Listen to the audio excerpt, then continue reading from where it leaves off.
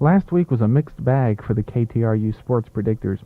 Our general inclinations were correct, that Houston could beat Texas and that even a down Tech team could name the score against TCU, even if that score happened to be a low one. But our best bet, Arkansas over Baylor with the points, was a loser, and that brings up this week's lesson in the gentle art of sports betting, the card. Most practitioners of the gentle art don't bet one game. That would be risky. They bet a slate of games, a group culled from the best bets around the country.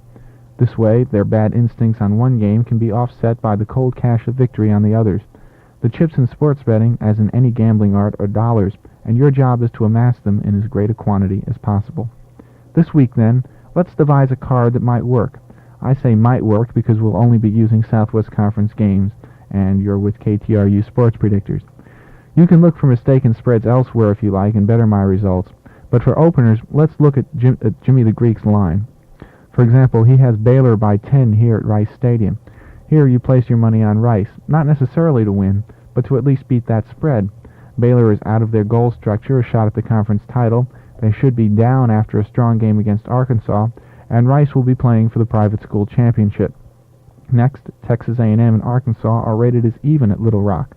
Place your money on Arky here, but pray. The Greek's right. The Aggies have the better material. But the Hogs have the home field advantage and a chance for the conference title. Next, he has Texas by 22 over TCU. Here we take Texas, even though the game is in Fort Worth and the Frogs want desperately to win one for their departing coach, Jim Schaffner. Fact is, they're incapable of it. With the Magic destroyed in the wake of Houston's rout last week on his home turf, Darrell Royal could soon find himself fighting for a job, so he should have the T-Sips ready.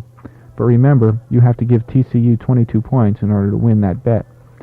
Lastly, we have Texas Tech by 20 over SMU, according to the Greek, and here we find him up to date on his injury reports. The Mustangs, who had little enough to start with, lost Ricky Wesson against Rice last week. He's their scrambling quarterback.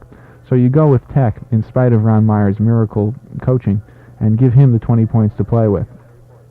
With the results, I'll be back next week, but meanwhile, for KTRU Sports, this is Dana Blankenhorn.